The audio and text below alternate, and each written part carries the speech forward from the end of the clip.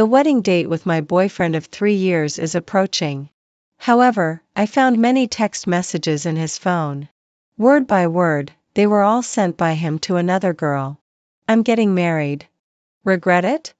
I'm happier than you. Until the night before our engagement, he finally sent her 4 text messages. Fine, you really have guts. Don't be stubborn with me, okay? The wedding date is set, and the wedding dress is ordered. As long as you come back, you can be the bride. On the day Wendy returned to China, it was my birthday. A group of people were celebrating my birthday and giving birthday wishes when she pushed the door and entered. The woman was wearing a lamb wool coat and had long, curly hair. She walked up to us in 2 or 3 steps in high heels, raised her hand and directly splashed the water from the teapot in front of her on my face. After splashing, she folded her arms and smiled. She said to the man sitting beside me, "This is the kind of person you're dating? Such bad taste." The box was silent. The originally lively sounds disappeared completely. She raised her face and smiled arrogantly, as if she was certain that the man beside me would spoil her as he used to. After a long silence, as if a lifetime had passed, Ryan took a few napkins and wiped the tea stains on my cheek gently. He held my face, his gaze serious and gentle, as if only I could fit in his eyes. Really? I think I have good taste. Miss Wendy, next week is my wedding with Annie. I hope you can attend. As if unable to believe these were words that could come out of his mouth, the woman took a step back and left in a huff by slamming the door. But after she left, no one in the hall dared to make a sound. Ryan lowered his eyes and still gently wiped the tea leaves on my face clean. But while wiping, he raised his hand and suddenly smashed the priceless teacup on the table, accompanied by a loud cracking sound. He still smiled brightly, looking around at everyone present, including me. With slightly raised thin lips, he said softly, "All of you, get out, okay?" If time went back 4 years, everyone would think that the person Ryan was going to marry was Wendy. He, who has always been cold and unfeeling, would run across most of the city to buy flowers for Wendy. He, who doesn't like socializing, is willing to deal with people from the entire art circle for Wendy. Even for every exhibition of Wendy, he can push aside important meetings and be personally present every time. Friends around him always teased, President Ryan can also blossom like an iron tree. But the ending of the 2 of them was not good. So much so that Ryan hated Wendy deeply. So much so that Wendy didn't come back for 4 years after going abroad. Instead, I took advantage of the opportunity. Everyone knows that the person Wendy disliked the most during her student days was me. I still remember that night when one of his friends was drunk and pointed at me and said, "He wants to marry me purely to anger Wendy." It has cooled down these days, and Ryan comes back later and later. But I can't ask him for anything in any way, even though we are about to get married. Ryan repaid my loan. Ryan paid my tuition. My life was saved by Ryan. So I don't even have the right to resist even a little bit. When I was staring at the food on the table and considering whether to heat it up in the microwave again, Ryan came back. He casually hung his suit on the clothes hanger at the door. He leaned down a little and smiled at me. "Help me take off my tie, wife." His tone was both flirtatious and natural, as if the person who was furious because of Wendy's appearance yesterday wasn't him. As if the person who chuckled and told me to get out wasn't him either.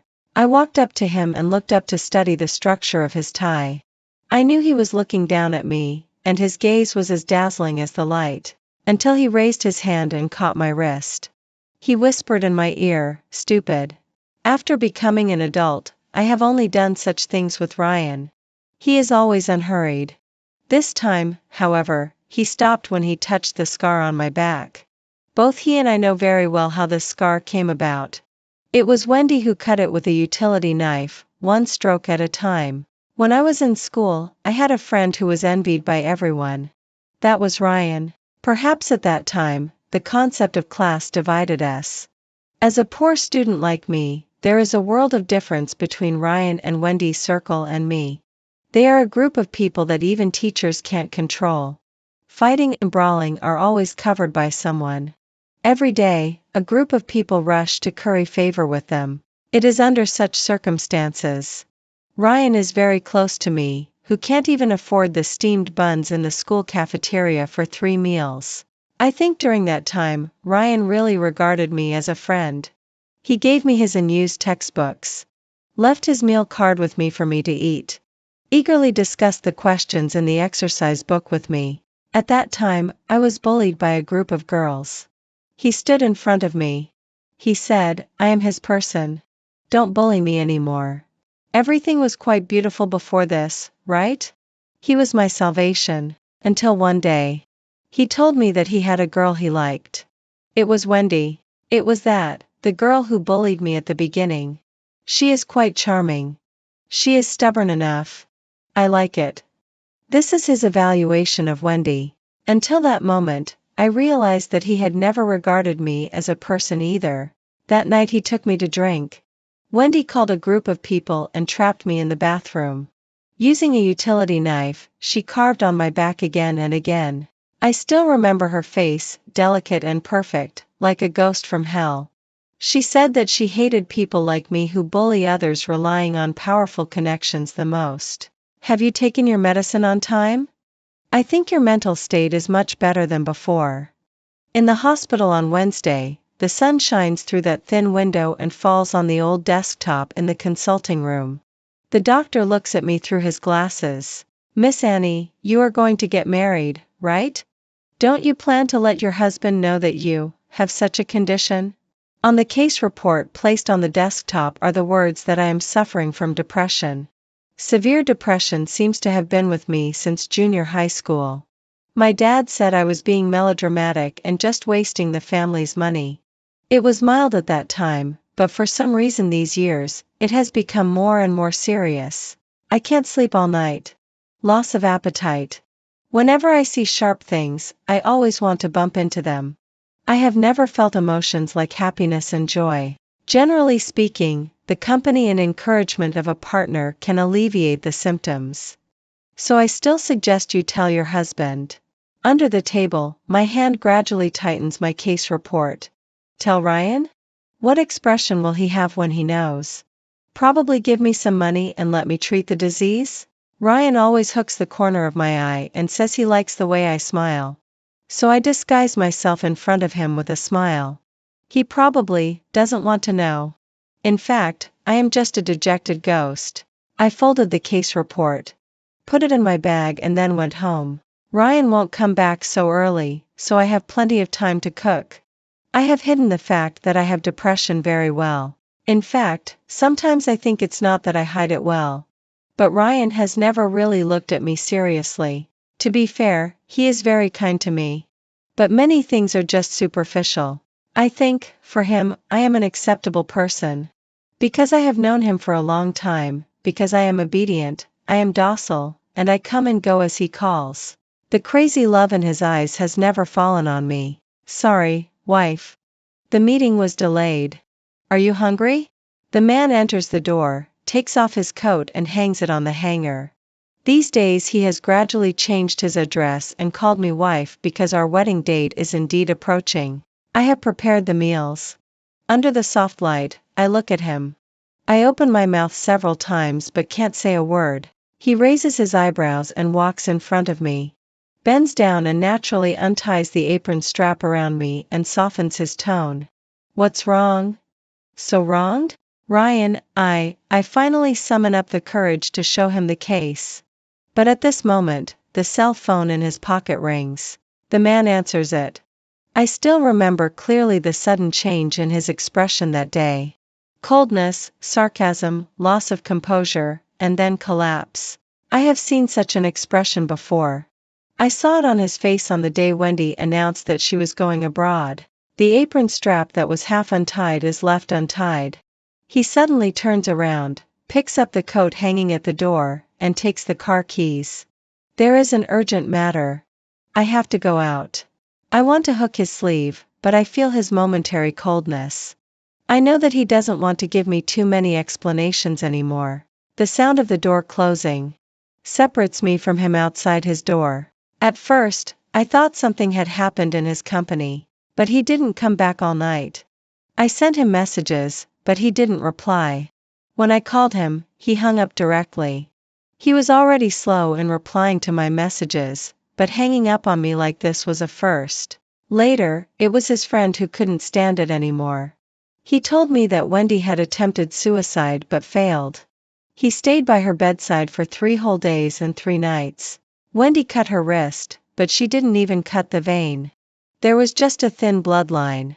The doctor diagnosed her as having mild depression. These days, Ryan has been taking care of her. Wendy can't bear the ringing of the phone, so he hung up all calls. Wendy doesn't want him to talk to others, so he hasn't replied to any messages.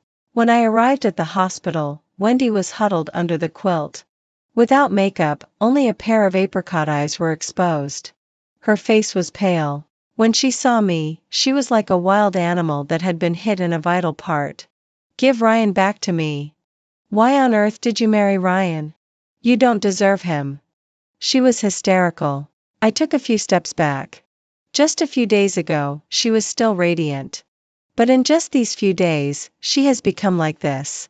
I opened my mouth, but for a moment I lost my voice and didn't know what to say. In the end, I didn't say anything and was pulled away by a man who burst into the ward, holding my wrist. Ryan's face didn't look good either. He was still wearing the blue shirt he wore when he left. In these 3 days, he probably hasn't had a good rest. I lowered my eyes and followed him. People in the hospital corridor were in a hurry. He pulled me to an unoccupied corner of the stairs before letting go. "Wendy has depression after coming back from abroad. That's why she said those things. It's not. Ryan, shall I give you back to her?" I interrupted him and said to him, looking up. He was stunned and asked me, "What did you say?" I said, "We won't get married. I'll give you back to her." Probably not expecting these words to come from me, Ryan was stunned and then held my wrist. "Okay, stop making trouble. Wendy has depression. She is sick. Don't argue with her, okay?" I lowered my head and was silent for a long time before I said that sentence. "But I have it too." He paused there and seemed to be amused by me in anger. "You also have depression? You love to laugh so much. How could you have depression? Stop making trouble, okay?" I was stunned and looked at him for a second or two. It seemed that something was choking my throat. My heart was immersed in a dull sourness. I just wanted to escape quickly and leave this place. So I turned around and walked towards the hospital exit. Ryan didn't chase after me. I took a taxi and drove to the old house at home. In fact, I really seldom go home. Even for my marriage, I just told my dad on the phone. He didn't care. He said he didn't want to attend my wedding and said that he would let my mom attend. But since I was a child, I have been looking for my mom. That woman can't come back to the country a few times a year. It is said that the old house in my hometown is going to be demolished and a lot of demolition compensation can be obtained. But my dad is even vigilant when I ask about it because he is going to give all this demolition compensation to his youngest daughter. The youngest daughter he had with another aunt. Passing through the slightly messy small yard, I pressed the doorbell. A man came running to open the door. "Stella, you're home. Are you tired? Have you studied hard?" The man's doting smile froze on his face when he saw me, and then he changed his tone. "Why are you here?" I squeezed into the house through the extremely small crack in the door. He always thinks that I am coveting his property and is reluctant to let me enter the house. I looked around at the home furnishings here. There were some photos hanging on the wall. My dad, an aunt, and a girl smiling at the camera. This is a family. There is no me. "Hey, sister, you're back."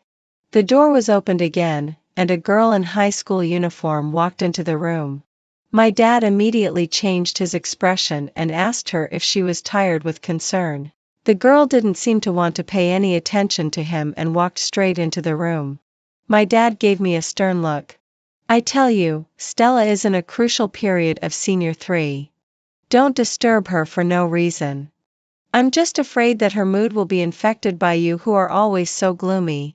I nodded, lowered my eyes, and tried to make myself smile, but the curvature of the corner of my mouth was probably not very good. Dad, my illness seems to have worsened. The doctor prescribed more medicine for me. Sometimes I even have hallucinations. I wanted to organize my words and say something more, but he had already interrupted me. What illness do you have? You are just being pretentious. What kind of bullshit depression? It's just that you are not strong enough. You don't have resilience. Today's medicine is really, arbitrarily giving people some titles. It's all about making money. So all my words were swallowed back into my throat and I didn't know where to start. Every word and sentence that follows becomes extremely difficult. Dad, I don't want to get married anymore. Sure enough, he flew into a rage and then sneered and laughed at me. What? Heh, I knew it was you. You've been like this since childhood, extremely sentimental. This time, you must have made the man angry. He dumped you, right? I'm telling you, control your temper. With you like this, who would want you? I don't know how long I was silent. For a very long time. Until tinnitus started again. Until my eyes began to moisten. His taunting voice came from above. Still crying. Still crying. How old are you and still crying? What depression? You're just too cowardly. Be strong. Don't you understand this simple truth? The endless humming only ended when another female voice interrupted. Oh, Annie, you're back. Annie's dad, why are you scolding the child? Annie, do you want to stay for dinner? It's the woman my dad recently married. She smiled apologetically at me and asked me, Annie, do you want to stay for dinner? But there are only 3 sets of bowls and chopsticks on the table. After holding my breath for a long time, I shook my head. Stepping out of the house and into the night.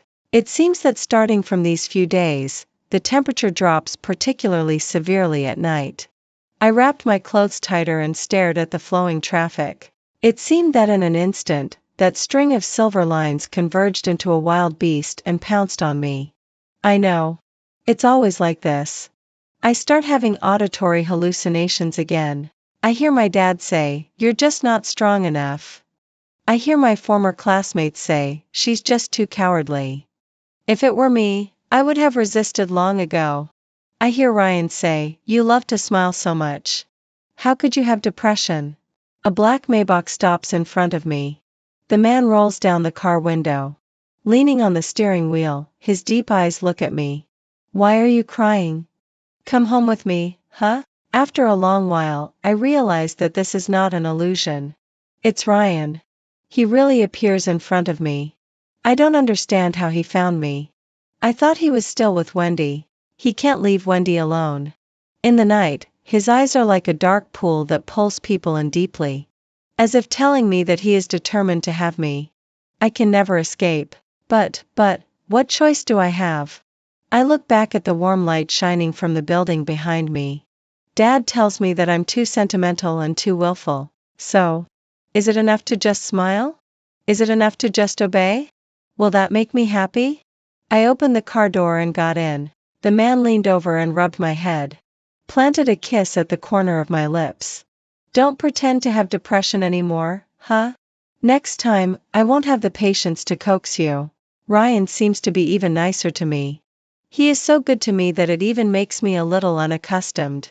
Before, all the matters of the wedding were handled by his subordinates. He didn't care about such things at all. But today, he wants to take me to choose a wedding dress. In the magnificent store, the layers of hanging wedding dresses are dazzling. Ryan sat on the sofa and casually chose several styles of wedding dresses. The prices I glimpsed could buy one of my dad's cars. With the help of the clerk, I put on a wedding dress, walked through the long corridor, and came in front of the man. He leaned against the black sofa and looked at me with narrowed eyes. Do you like it? The man stepped forward, put his arm around my waist, and stared at the 2 of us in the mirror with me. He kissed my temple. You don't love to smile anymore, Annie. Water diamonds are attached to the layers of skirt, shining with brilliant light. He gently pinched my cheek. Too nervous? Don't be afraid. So the clerk left. For the remaining sets of wedding dresses, he helped me change into them. The man held me, resting his chin on my neck. Leaning over, he brushed aside the strands of hair by my ear. "Which one do you like?" I stood there in a daze, still not coming to my senses. Then he gently rubbed my head. "Forget it, take them all." Later, he took me to the amusement park again. It seemed that he wanted to make up for all our regrets in these few days. In high school, there was indeed a spring outing to the amusement park. But I had never been on these amusement facilities. At that time, I just watched those people from afar, looking at his figure chatting and laughing with Wendy. This time, he held me in his arms. The carousel gently swayed, bringing a drifting scenery. There was a couple on the adjacent seat, and they smiled very sweetly. "What are you looking at them for?" The man dropped a kiss on my neck and shoulder, and gently hooked my waist with a smile. "What they do, we can do too." When passing by the street in the park, a Quinn doll bumped in. After he gestured to us for a long time, I finally understood. We could take a photo with us and give us a balloon. In fact, neither Ryan nor I are the kind of people who will participate in social activities. But that day, for some reason, we were instigated by the Quinn doll to be together. Staring at the camera a little awkwardly. My eyes were flustered, but Ryan rarely showed a smile. The photographer took several pictures. I added the Quinn dolls. The photographer said that he would send us the developed photos later. Later, we went to take the Ferris wheel. When getting on the Ferris wheel, in fact, the sky had already turned cloudy. So when we reached the top, we didn't see a very good view. At that moment, I began to want to cry again. Who wants to be dejected all day? Who wants to be bullied until they can't lift their heads and still not fight back? However, I really have no way. Whenever I want to be positive, pain and disappointment will find me. I seem to have been walking in darkness all the time. Even the tenderness that Ryan bestowed on me like alms. I still think that it is the only light I can touch. We didn't go home until very late. So when my stomach growled, the man beside me chuckled a few times. He hooked my hair behind my ear and asked me, "What do you want to eat? I'll make it for you." This surprised me a bit. After all, young Master Ryan never touches the spring water with his 10 fingers. Perhaps it was because I stared for too long. He raised his eyebrows. "Don't believe me?" Waved at me. "Come, help me wash the scallions." What he meant by making it for me was just a bowl of noodles and an egg. But even so, he was extremely unfamiliar with it. At first glance, he had never been in the kitchen a few times. He didn't even know whether to add cold water first or later. I sighed, skillfully added seasonings, and then stirred the noodles. Rescued the egg that was almost fried into charcoal. He helplessly leaned on the countertop and smiled at me. "Surely things like this still need my wife to do it." With a little teasing, he deliberately emphasized the ending when saying the address. Finally, the two of us faced this bowl of noodles, which was considered a late-night snack. I didn't notice it just now. Looking out of the window at this moment, the pouring rain had become more and more intense. The warm lamp in the living room swayed, giving the noodles that didn't look very good a layer of vivid scenery. We fell into such silence again. The rustling sound of rain was like the noise of all things outside the window.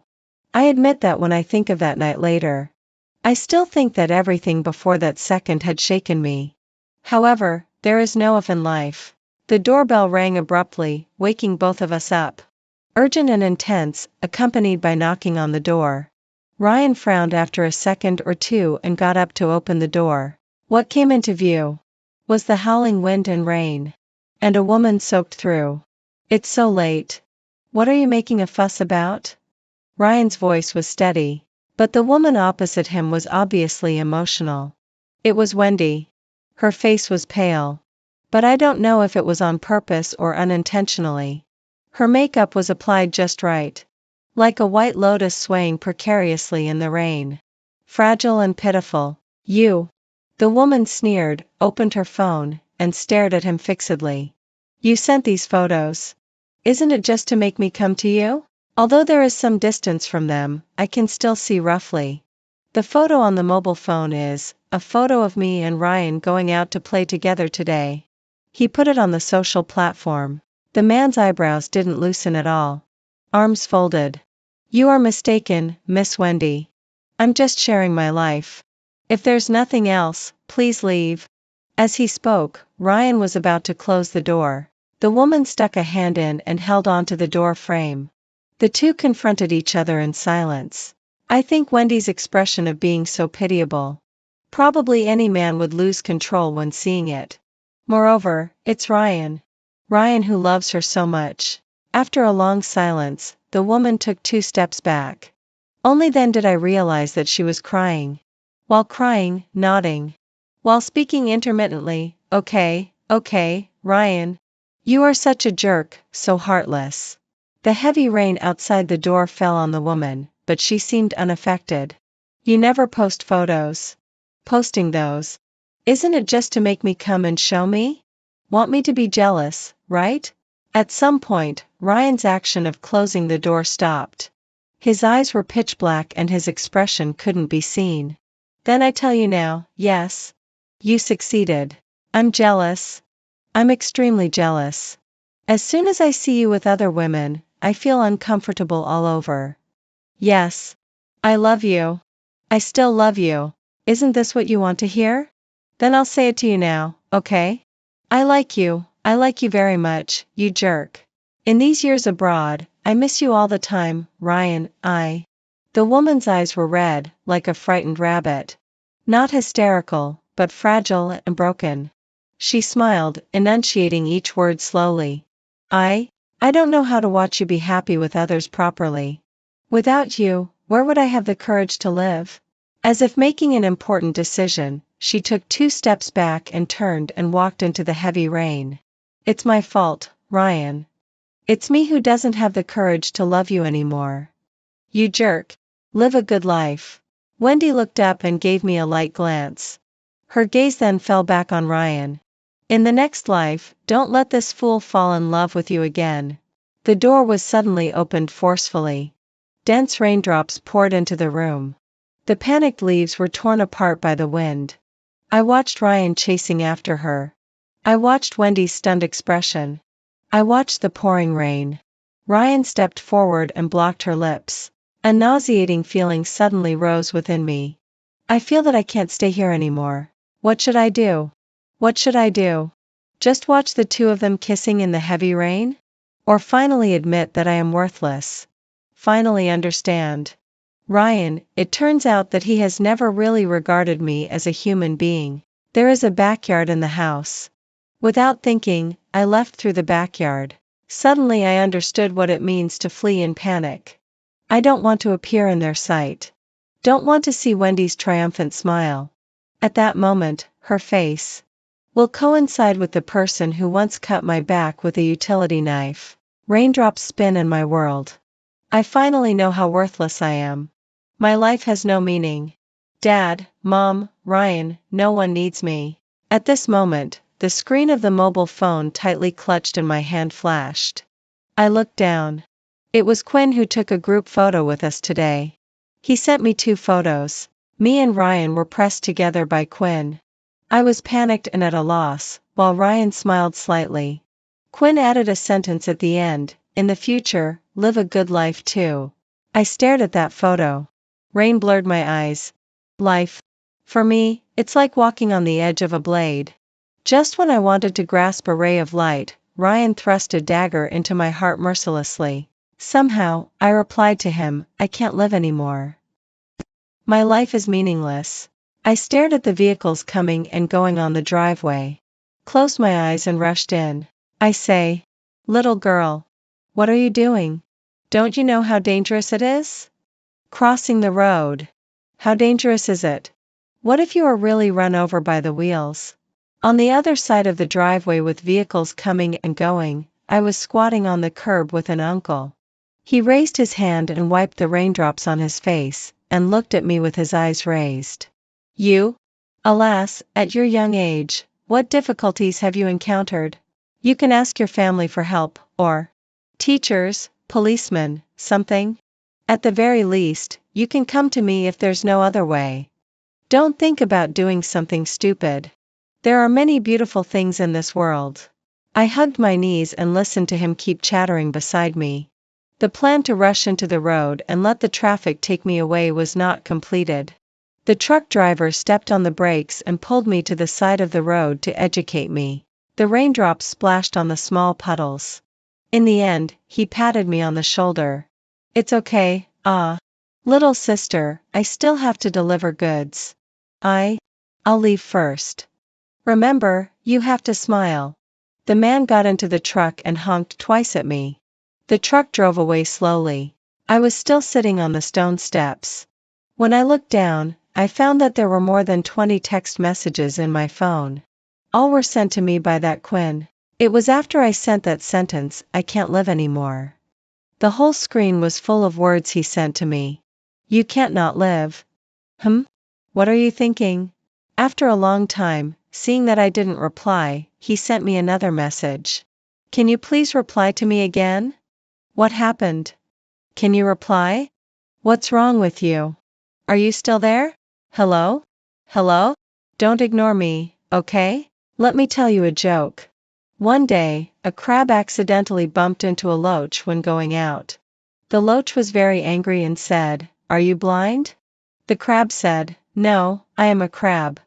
Ha ha ha, isn't it very funny? After some time, when I was being educated by the uncle, I still didn't reply to him. He began to ask me seriously, "If you are still there, do you mind telling me about your affairs? No matter what, the world is still very beautiful." I don't know what to say, but I am still waiting for you. The rain seemed to be getting lighter. I stood by the side of the road and finished reading his text messages. Obviously we didn't know each other at all, but he was willing to send me so many words. Perhaps, it's precisely because we don't know each other. I edited the message and sent it to him. I am too cowardly. And no one likes me. I don't deserve to live. Really, I don't deserve it. He replied to me almost instantly. Who said that? I like you. This is almost a random comforting lie. He then sent me a message. Besides, you still have your parents. Your parents also like you OVO. I replied to him. My mother went abroad when I was in elementary school. My father married an aunt back when I was in junior high school. After they had a daughter, my father often beat me. After these few sentences were sent, there was a long silence on the other side. Then, I saw him send me another message. I promise I will like you no matter what. If I lie, let me be struck by lightning. It feels like a very childish sentence. But as I looked at it, my eyes still became sour. I replied thank you to him. I stood up and staggered to find my destination. Suddenly, I realized one thing. Somehow, I couldn't speak to people anymore. The clerk with a smile suddenly became a big mouth full of blood in my eyes. The bright and soft lobby light emitted a moldy smell that was resistible. I couldn't take out my ID card from my pocket and couldn't communicate with people. As soon as I took a step forward, I would get stuck there. I began to be afraid to talk to people. Finally, I sat on a park bench. The auditory hallucinations began to worsen again. I then realized that I hadn't taken my medicine. But I didn't want to go back. I covered my head and endured the unbearable darkness of the night. I was like being roasted on a fire. Being tortured. Until the sun rises on a new day. Dawn breaks the early dawn. I know another day has passed. That's all. There is not much battery left on my phone. But at this time, a text message squeezes in. No one will send me a text message at this time until I see that Quinn avatar. He said to me, "Good morning. I like you very much this morning too. I think I will be amused by this text message." But subconsciously, I think he is a hideous monster like others. I stood up, went to the self-service machine to borrow a power bank and charged my phone. It seems that the city has cooled down after the rain. I stood on the street with my hands in my pockets. Everything in the early morning seems so gloomy. The figures walking in a hurry are without a trace. I sat at the door of the convenience store and sat from early morning until noon. I don't know what I should do or where I should go. At a certain moment, I feel that I am actually an empty shell and already dead. Am I still alive like this? My life is meaningless. The phone vibrated and another message came. I had spicy hot pot for lunch. Phew, it's so spicy. Did you have a good meal? Oh, by the way, I like you at noon too. I propped my forehead and looked at these text messages and felt a bit absurd. What, like or not, he is coaxing me like a child. So I replied to him. No need for this. I'm still alive and well. He skipped over my topic. Are you happy today? Not happy. I replied to him. Well, I know. He said, because in the eyes of the happiest people, happiness is also very rare. I think he should be a very happy person. He will never understand people like me. But later, he still insisted on sending me text messages constantly. Whether it's sharing or complaining about colleagues or saying that he likes me. He is always looking forward to my reply.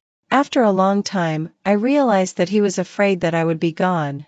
In those days, I really spent my time guarding my phone. When my eyes fell on the fruit knife in the convenience store, coincidentally, his message would pop up. Do you like berries? Today's berry puff is too sweet. I don't like sweet things, but I want you to try it. Because they say people who eat sweet things can be happy. When I walked by the lake and stared at the gurgling lake water, his photo would be sent. This barrier has been broken by naughty children. Will you not want the love of a bear with a missing ear? When staring at the phone. Even I didn't realize that sometimes I could curl up the corners of my mouth. But my dreams are always sad and short-lived. 3 days after I left, Ryan found me. I thought he would never find me again.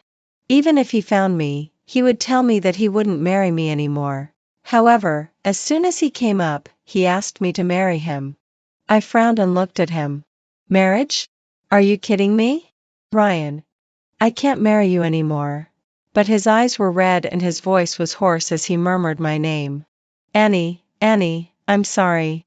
It was my fault to kiss Wendy that day.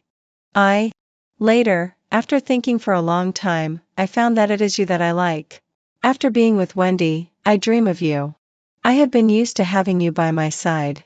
I can't forget you. I can't live without you.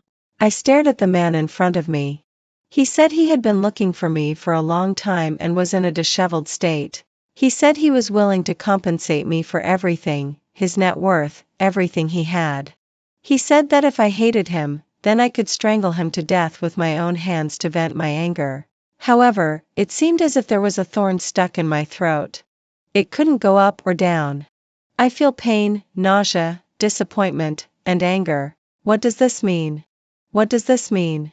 Has he ever regarded me as a human being from the beginning to the end? What am I? What are those knives stuck in my heart? That day, even I didn't expect it. I would raise my hand and slap him. The man endured it solidly without making a sound. His face turned to the other side and his expression couldn't be seen, but his voice was hoarse. Does it vent your anger? I shook my head and looked at him. I found that I was shaking. I was afraid. I was so afraid. I don't know why I'm so afraid. Why am I afraid even though it's not my fault? I just want to run quickly. I want to escape again. It's as if there are fierce beasts chasing me. I didn't look back and kept running backward. In my phone, there is a text message sent a minute ago. I said that there is a person I am very afraid of who has found me. He replied to me.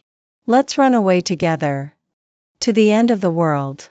I heard someone calling my name from behind.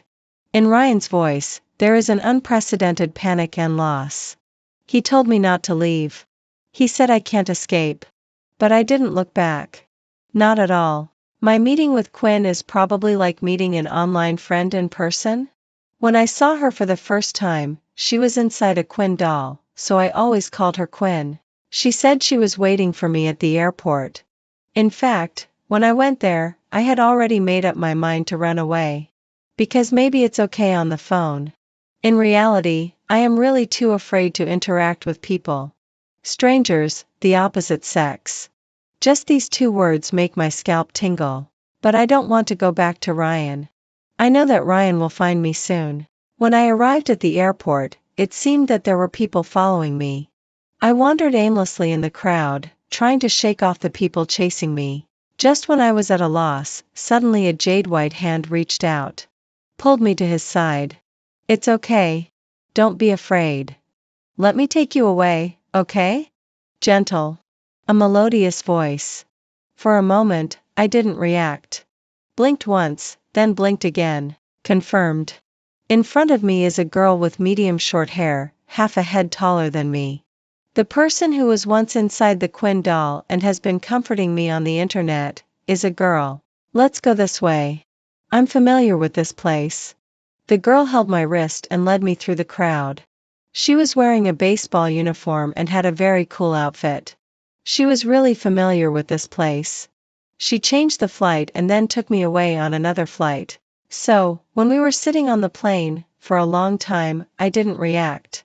As if to ease the slightly awkward atmosphere between us. She propped her chin and asked me, "Can you give me your phone?" I handed her my phone. Seeing me being so straightforward, instead, she laughed first. "Aren't you afraid that I will kidnap you?" I leaned against the back of the chair and said softly, "I have nothing left to lose."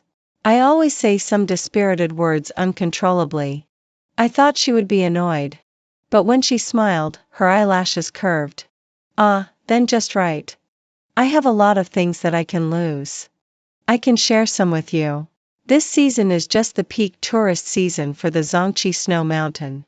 There are quite a few people coming." I looked up and exhaled a white breath. Tightened my clothes.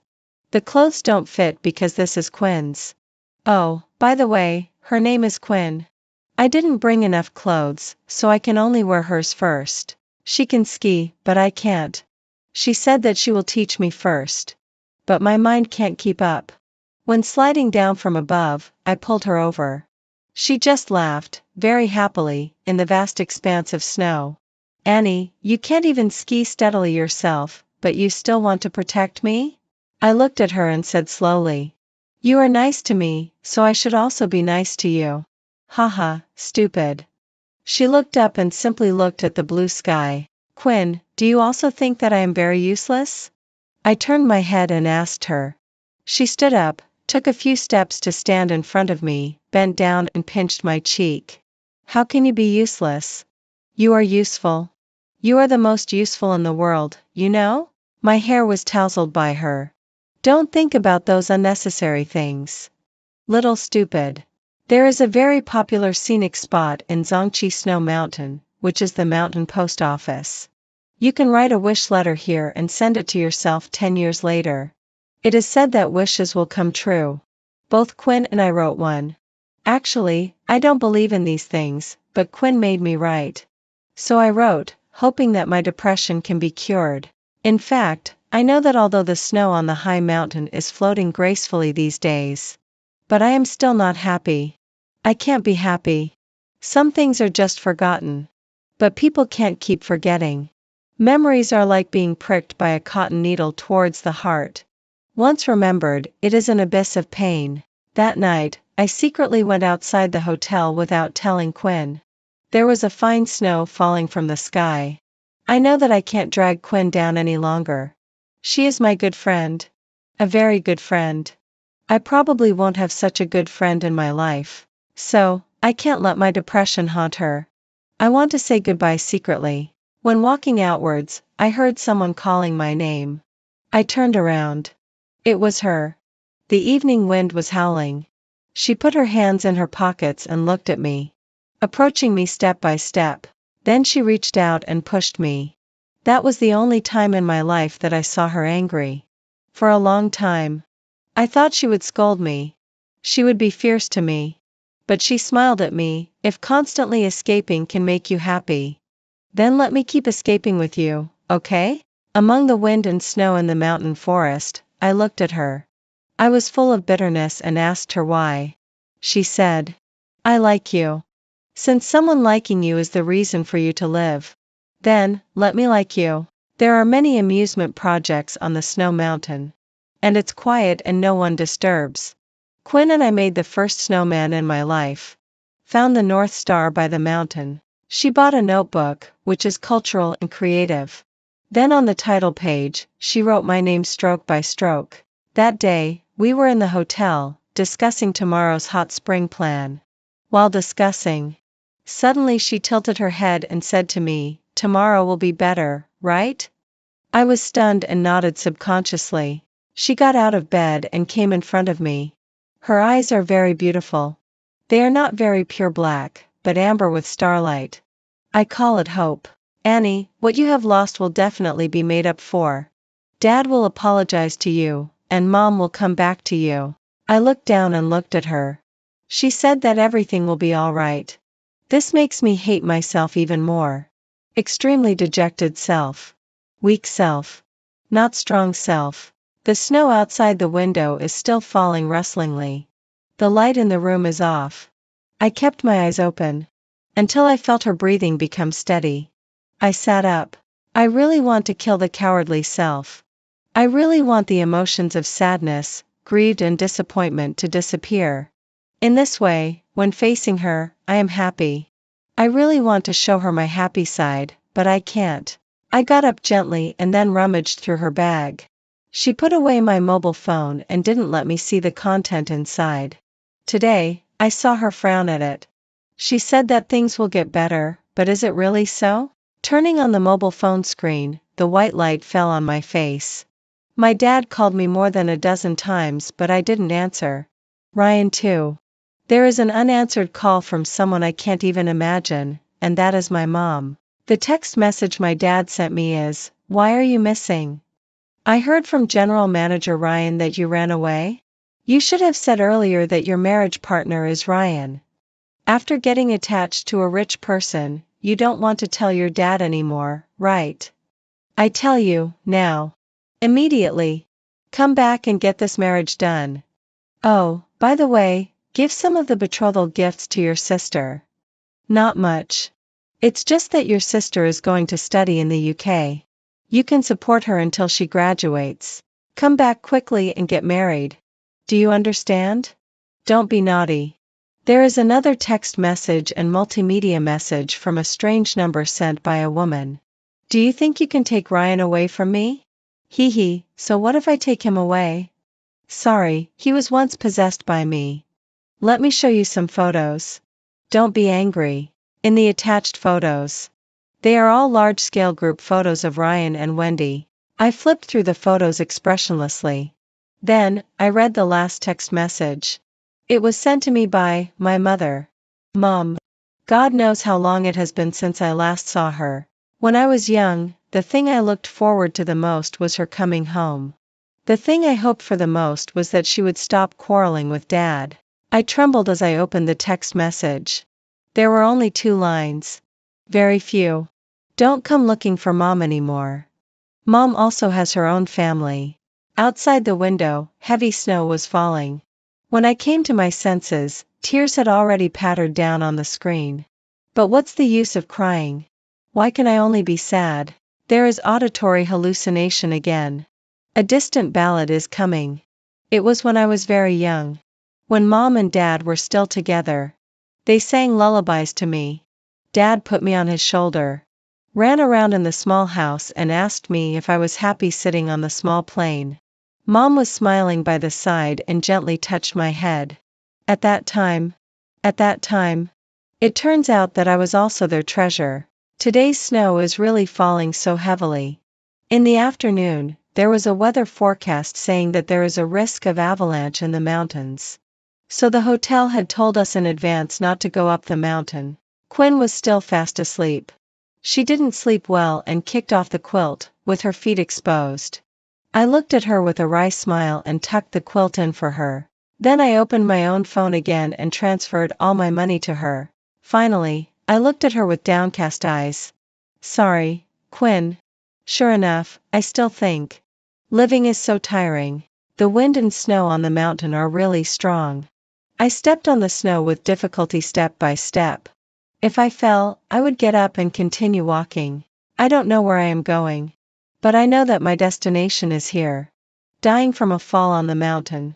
Freezing to death in the wind and snow. killed by wild animals on the mountain.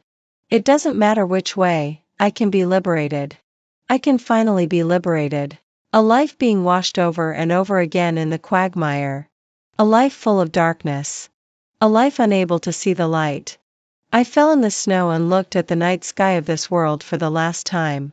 It's just that the wind and snow are too heavy and there is no North Star anymore. The North Star we found together. I closed my eyes. I don't know how long it has been. I heard someone calling my name. I didn't want to open my eyes, but it was her who was calling.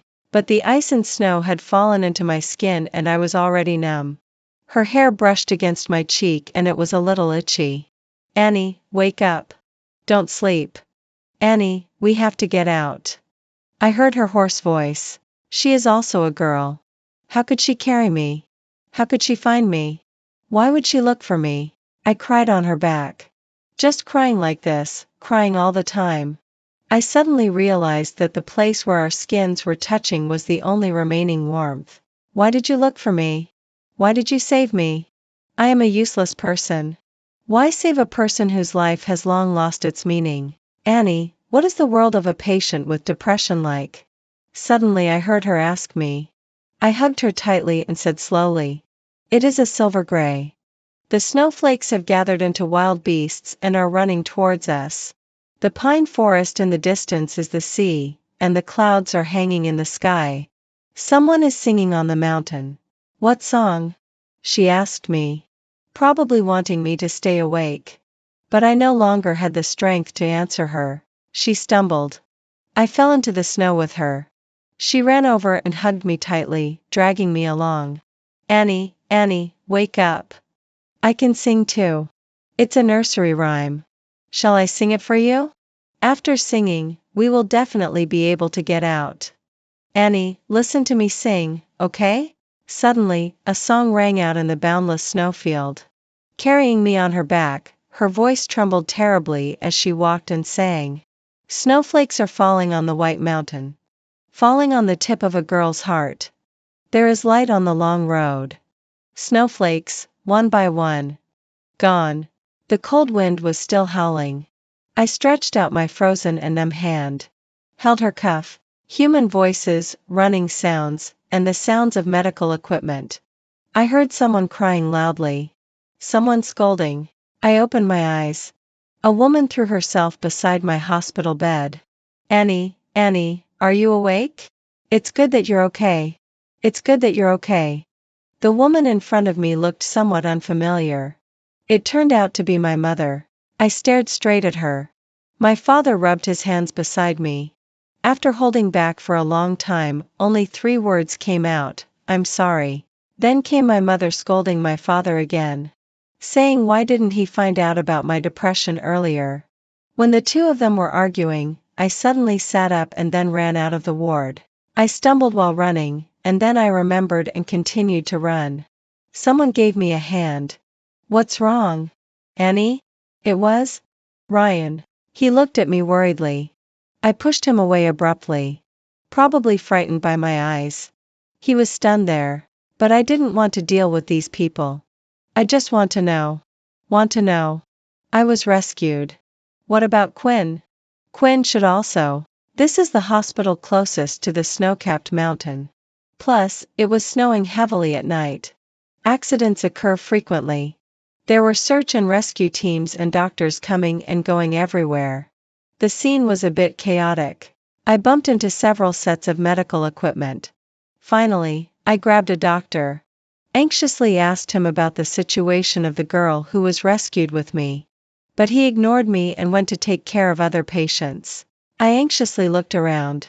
Suddenly, I caught sight of a familiar ID card. At that moment, everything stopped. Light and shadow, human voices, ripples. I was stunned there. Looking. Just looking like this. The person being pushed out. Covered with a white cloth. Covering the face. As if at some point, there were noisy hallucinations coming from my ears. Sentence by sentence, so many. All were words she said to me. Annie, you can't even ski steadily yourself. Do you still want to protect me? How could it be useless? You are useful. You are the most useful in the world, you know?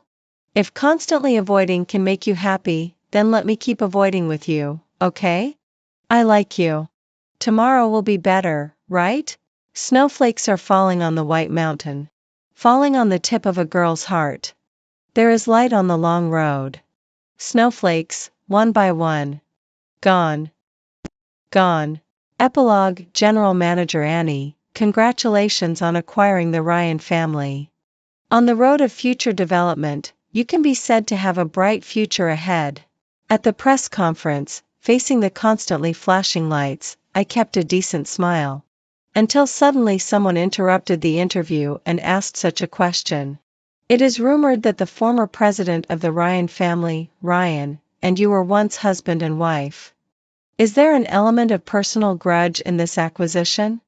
Is the imprisonment of the president of the Ryan family related to you? For such gossipy questions from tabloids, I didn't have to answer originally. But this time, I straightened the microphone and spoke in a low voice. This acquisition is just a normal corporate merger. As for Mr. Ryan's imprisonment, I can only say that it is entirely due to his improper fund management and illegal activities. The flashlights flashed wildly at me. I answered several questions below fluently. After the press conference ended, I finally had time to take a sip of water. The secretary whispered beside me. These reporters, they take you for who knows what. I smiled. No matter who they take me for, I have reached this position now. By the way, where is Wendy? The secretary nodded and continued to report to me. As you requested, she was placed in a glass room where she can clearly see the press conference. She was very emotional for a while and even lost control of herself. But what can be done? She is just a psychopath now. This is what she deserves. None of us sympathize with her. I nodded at my watch on my wrist. Don't let her find an opportunity to commit suicide. After all, I am a person who repays kindness with kindness. I won't let her die. She must live well and live to see me reach the peak. The secretary accompanied me out of the hall. As if remembering something, she continued, "Oh, right. Do we still donate to the Hope Primary School? In the name of Miss Quinn?" When I heard this name, there is still an inevitable tenderness in my eyes. I nodded and told the driver that before returning to the company, I want to go back to my hometown. My hometown is the property of my father. He passed away several years ago. For the remaining property, his daughter didn't dare to compete with me at all. I idly propped my chin and looked at the scenery outside the window. At this time, the secretary beside me suddenly said, "President Annie, as of this year, the number of Hope Primary Schools you have donated to has exceeded 500. In fact, these funds have already accounted for most of your expenses, right? They all say you are very cruel and heartless. But I think you are a gentle person." The car stopped at the entrance of my hometown. I was looking through my mailbox. Hearing the secretary's words, I suddenly smiled. Finally, I found a different envelope in the mailbox. I breathed a sigh of relief. Fortunately, the mountain post office in Songchi Mountain has not closed down. In the letter are the words Quinn wrote to me on that day 10 years ago. Placed in the sun. Looking at the yellowed handwriting. The breeze blew, and the small flowers by the mailbox swayed. After a long time, I let out a long sigh. On that day, the words Quinn wrote to me 10 years ago were, "Now, you should be able to stand on your own. Stand on your own. Stand on your own. Stand on your own. Stand on your own. Stand on your own. Stand on your own."